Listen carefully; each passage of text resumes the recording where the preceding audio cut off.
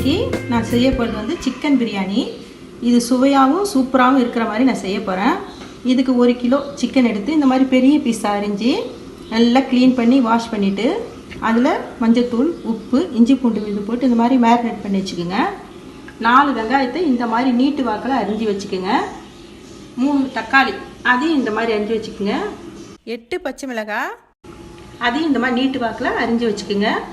4 cup சீரக சம்பா அரிசி. இந்த சீரக சம்பா அரிசி வந்து பிரியாணிக்கு சுவையாக இருக்கும். அதை வந்து வாஷ் பண்ணிவிட்டு ஒரு அரை மணி நேரம் ஊற வச்சுக்கோங்க.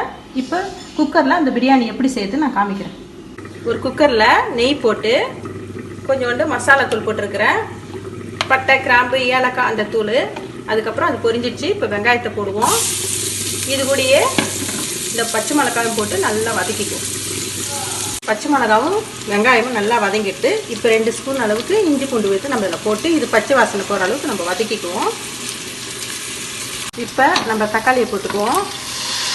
அதுலேயே புதினாவையும் போட்டு நல்லா வதக்கிக்குவோம். தக்காளி நல்லா வதங்கிட்டு கொஞ்சோண்டு கொத்தமல்லி தழை போட்டுருவோம். அதுக்கப்புறம் இந்த சிக்கனையும் இதிலே போட்டு நல்லா பச்சை வாசனை போகிற அளவுக்கு நம்ம வதக்கிக்குவோம். இப்போ வந்து இந்த சிக்கன் வந்து பச்சை வாசனை போயிடுச்சு. இப்போ நம்ம இந்த அரிசி அதில் போட்டுக்குவோம். இதில் நம்ம தேங்காய் பால் விட போகிறோம். அரிசியை போட்டுட்டோம். 4 கப்பு ரைஸ் வச்சுருக்கோம். அதுக்கு வந்து நம்ம 6 கப்பு தண்ணி ஊற்றுறோம். அதில் வந்து நான் வந்து என்ன செய்கிறேன், ஒரு 4 கப்பு தேங்காய் பால் ஊற்றிடுறேன். 2 கப்பு தண்ணி ஊற்றிக்கிறேன். இப்போ தேங்காய் பால் ஊற்றியாச்சு. அதில் திட்டமாக தண்ணியும் ஊற்றிருக்கிறேன் பத்தாத்துக்கு. கொஞ்சம் மஞ்சள் பொடி போட்டுக்குவோம். அப்புறம் தேவையான அளவு உப்பு போட்டுக்குவோம். இப்போ இதை மூடி ஸ்டீம் வந்தற்பாடு வெயிட் போட்டு 2 விசில் வச்சுக்குவோம். பாருங்கள், பிரியாணி ரெடி ஆகிடுச்சு. இதில் நம்ம கொஞ்சம் முந்திரி பருப்பு நெய்யில் போட்டு வறுத்து போட்டுக்குவோம். போட்டு இதை நல்லா கிளறி சூடாக இருக்கும்போது சாப்பிட்டா இது சுவையாக இருக்கும். இதுக்கு ரைத்தா தொட்டுக்குங்க. இதுக்கு ஒரு ரைத்தா நான் வந்து ரெடி பண்ணி வீடியோவில் போட்டிருக்கேன். அந்த ரைத்தாவை பார்த்து அதே போல் செய்து இந்த பிரியாணி சாப்பிடுங்க.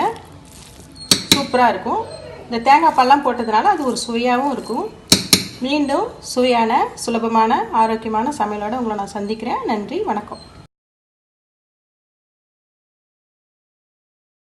உங்களுக்கு இந்த வீடியோ பிடிச்சிருந்ததுன்னா லைக் பண்ணுங்கள், ஷேர் பண்ணுங்கள், சப்ஸ்கிரைப் பண்ணுங்கள், மறக்காம பக்கத்துல பெல் டச் பண்ணுங்கள்.